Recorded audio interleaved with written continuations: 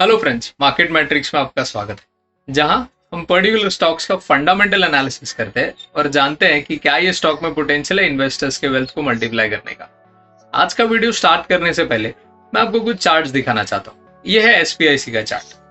आप देख सकते हो कि इसने ऑलरेडी एक मल्टी ईयर ब्रेकआउट दिया है। फिर आता है ये RCF, again it is on the same वर्च। ये GNFC का चार्ट है, ये दीपक फर्टिलाइजर का चार्ट है और ये चंबल फर्टिलाइजर का चार्ट है। अब सारे के सारे स्टॉक्स मल्टी ईयर ब्रेकआउट दे रहे हैं, तो नाम से पता चला होगा that we are talking about the fertilizer sector which is a sub segment of agrochemicals.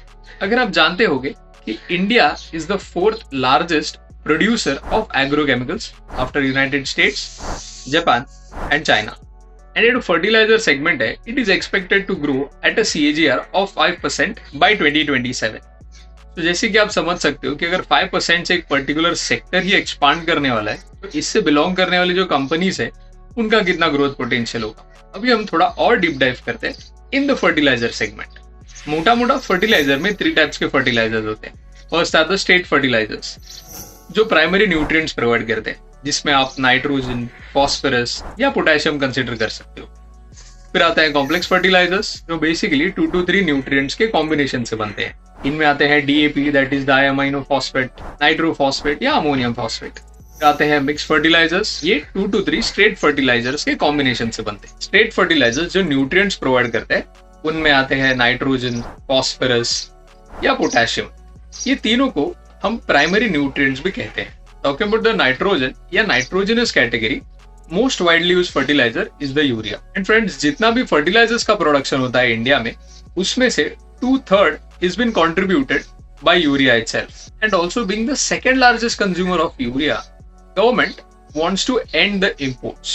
इसके रिलेटेड हम डिटेल में कुछ चार्ट्स आगे जाके देखेंगे। Talking about the other 2 nutritions, that is the phosphorus, जिसमें आता है DAP, that is diamino phosphate, and potassium, जिसमें आता है MOP, that is the muriate of potassium, या हम इसे पोटेशियम क्लोराइड भी कंसिडर कर सकते हैं। SSP, that is single super phosphate, के लिए भी गवर्नमेंट काफी ज्यादा इनिशिएटिव्स ले रही है, ताकि जो DAP का इंपोर्ट है वो काफी हद तक कंट्रोल हो सके। Let's understand how these particularly 3 nutrients contribute to the development of a plant. अगर हम नाइट्रोजन की बात करें, ये वेजिटेशन ग्रोथ के काम आता है। As nitrogen is one of the primary source of protein, it helps in the development of the tissues, and यही नाइट्रोजन और प्रोटीन प्लांट्स के थ्रू हमें मिलता है। The next is the phosphorus, जो स्पेसिफिकली एक प्लांट के रूट्स और फ्लावर्स के ग्रोथ को एनहांस करता है। While third is the potassium, and potassium plants के immunity को strong करता है, thus helping the plants to fight the diseases। अगर हम न्यूट्रिएंट्स और उनके सोर्स की बात करें, तो नाइट्रोजन यूरिया से मिलता है, phosphorus DAP that is diamino phosphate, और SSP that is single super phosphate से मिलता है, वेयरएज पोटेशियम क्लोराइड या MOP से मिलता है। तो जैसे कि मैंने बताया था कि urea contributes to around 2/3 of the consumption of the total fertilizers. अगर हम कुछ 2021 के स्टैट्स देखें विद रिस्पेक्ट टू यूरिया, तो ओवरऑल यूरिया की requirement around 34.5 million metric ton की थी, out of which we were only able to produce 24.6 million metric ton of urea, whereas 9.83 million metric ton of the urea was imported. But the very surprising fact is, importing urea is more expensive than the production of urea. And ये कोई अभी की बात नहीं है, India is been importing urea since a long time. आप ये chart पे यूरिया का कंजम्पशन देख सकते हो सिंस 2012, एंड उसी के साथ आप यूरिया प्रोडक्शन का भी चार्ट देख सकते हो। हमेशा कंजम्पशन काफी ज्यादा रहा है with respect to the production. लेकिन अगर आप सोचोगे कि ऐसा क्या हो रहा है ये पर्टिकुलर सेगमेंट में कि इससे रिलेटेड सारे कंपनीज मल्टी ईयर ब्रेकआउट दे रहे हैं, व्हाट्स द इनसाइड स्टोरी?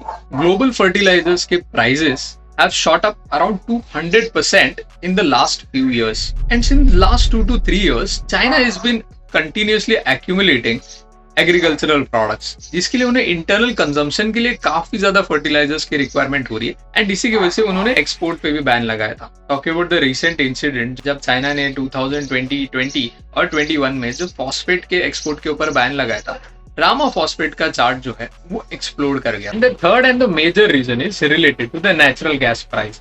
अगर आप ये चार्ट देखोगे तो उसमें आप क्लियरली देख सकते हो, since September 2020 there has been a steady increase in the international prices as compare to the domestic price. जैसे जैसे ग्लोबल फर्टिलाइजर्स के जो प्राइसेस है वो शूट अप हो रहे हैं, नेचुरल गैस जो इंटरनेशनल मार्केट में है उसकी प्राइसेस बढ़ रही है, सो इवेंचुअली क्या हो रहा है, जो डोमेस्टिक फर्टिलाइजर ये सेगमेंट है इसके ऊपर काफी ज्यादा प्रेशर आ। तो अगर आप सोचोगे कि इंटरनेशनल प्राइसेस बढ़ रहे हैं, फर्टिलाइजर का जो सेगमेंट है वो डिस्ट्रेस में, तो इससे गवर्नमेंट पे कैसे प्रेशर आ सकता। But the very interesting fact lies in the urea segment. तो जैसे हमने देखा था, India is the second largest consumer of urea and out of the total production 2/3 is been contributed to the urea and this particular urea is highly under government control. So ये इतना control में है कि government ये decide करती है कि urea बनाएगा कौन, इसे इंपोर्ट कौन करेगा एंड ऑल्सो इसकी जो सब्सिडी है उसका फायदा किसको होगा। This same case is not with the other fertilizer. So अगर आप ये चार्ट देखोगे तो आपको फर्टिलाइजर का सेगमेंट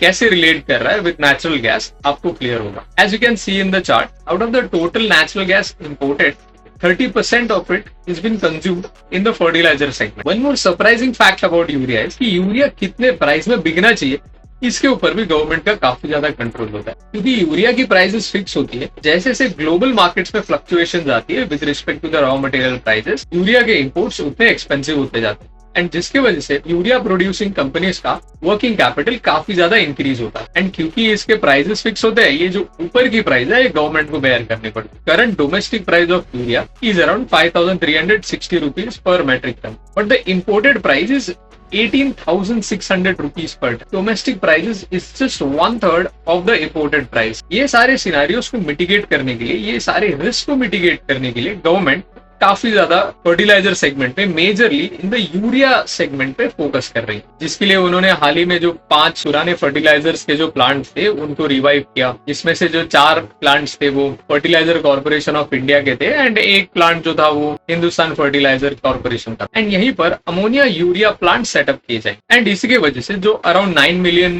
मेट्रिक टन जो हम इंपोर्ट कर रहे थे उसमें से 6.3 मिलियन मेट्रिक टन यहीं से हमें मिल जाएंगे, जिसकी वजह से around 70% of the total import cost cut off होगा। एंड जैसे हमने देखा था कि यूरिया काफी ज्यादा कंट्रोल में है गवर्नमेंट के, तो आप तो जानते ही हो जहां पर ज्यादा कंट्रोल होता है वहीं पर ज्यादा ब्लैक मार्केटिंग भी होती है। आप ये सुन के हैरान हो जाओगे, बांग्लादेश के सराउंडिंग में जितने भी स्टेट्स हैं उनमें से कुछ स्टेट्स 100% यूरिया ब्लैक मार्केट से खरीदते हैं, which is above the MRP price. Uttar Pradesh के तकरीबन 70% of the farmers buy urea above the market price. The major reason being the hard control of the government. Also, एक और जो major reason मुझे यहाँ पे लगता है is the unavailability of urea during the time of the need. जब भी फार्मर्स को एक्चुअल में जरूरत होती है यूरिया की, तभी यूरिया ही अवेलेबल नहीं होता। जो कुछ प्लेयर्स अपॉइंट किए गए हैं उनके डिले इन ऑपरेशंस की वजह से टाइमली यूरिया इन्हें मिल नहीं पाता, जिसकी वजह से they are pushed to buy urea from the black market. Also छोटे या जो मार्जिनल फार्मर्स है उनकी रीच इतनी होती नहीं है, उनका गवर्नमेंट के ऊपर इतना इन्फ्लुएंस होता नहीं है,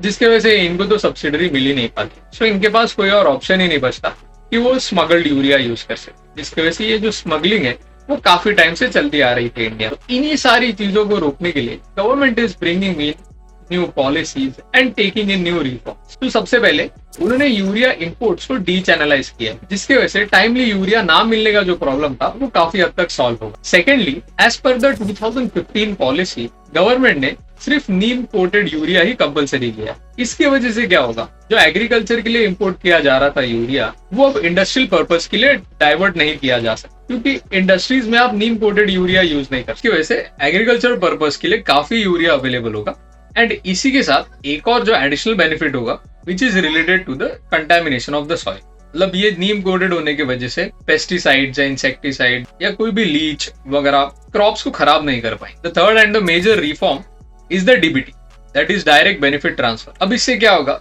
जो फार्मर्स है वो अपने खेतों का फोटो निकाल के directly via an app government को सेंड करेंगे। उससे उन्हें पता चलेगा कि कौन से फार्मर की कितनी रिक्वायरमेंट है और उस बेसिस पे उन्हें डायरेक्टली यूरिया और उसकी सब्सिडी प्रोवाइड कर दी जाएगी। ये अभी काफी ऑनगोइंग और न्यू प्रोसेस चल रहा है, ये अभी तक रिफॉर्म कंप्लीटली इंप्लीमेंट नहीं हुआ है। अभी हम ये पर्टिकुलर सेगमेंट में जो ग्रोथ ड्राइवर्स हमें दिखाई दे रहे हैं and which are the potential risk, उसके बारे में डिस्कस करते हैं। Talking about the growth drivers, the very first driver is the ever increasing population of the India. जैसे जैसे population बढ़ेगी, फूड की डिमांड बढ़ेगी और उतना ज्यादा प्रोड्यूस भी हमें लगे। Taking this into consideration, government को काफी ज्यादा फर्टिलाइजर सेगमेंट पे ध्यान देना पड़ेगा, क्योंकि higher the focus on the fertilizer उतना ही अच्छा और ज्यादा हमें यील्ड मिलेगा। द सेकंड इज जो करंट सिचुएशन पे लागू हो रहा है, which is the food inflation. आप अगर ये चार्ट देखोगे तो इसमें आपको क्लियरली दिखाई देगा कि food inflation is at the highest since last 2 years। सारी बेसिक जरूरत चीजों के दाम बढ़ गए हैं। ऑयल के प्राइसेस ज्यादा है, वेजिटेबल्स के प्राइसेस 12% से बढ़ गए हैं, फिश एंड अदर मीट के जो सोर्सेस है इनके प्राइसेस अराउंड 10 to 12% बढ़ गए। तो everything is at the peak. And अगर लेमन की बात ही ना करें तो बेहतर होगा।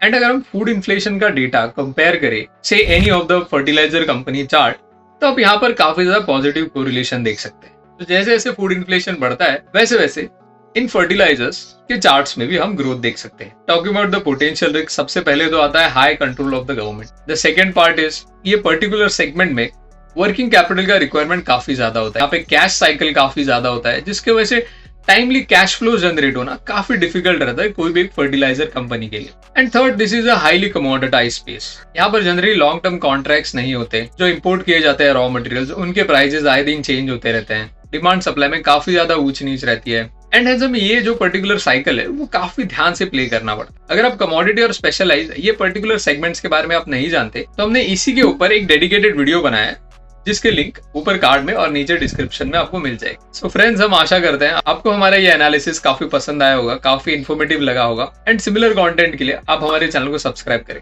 Don't forget to like the video. And हम ट्विटर, इंस्टाग्राम और फेसबुक पे भी एक्टिव है। मेक श्योर कि आप हमें वहां भी फॉलो करें। Thank you.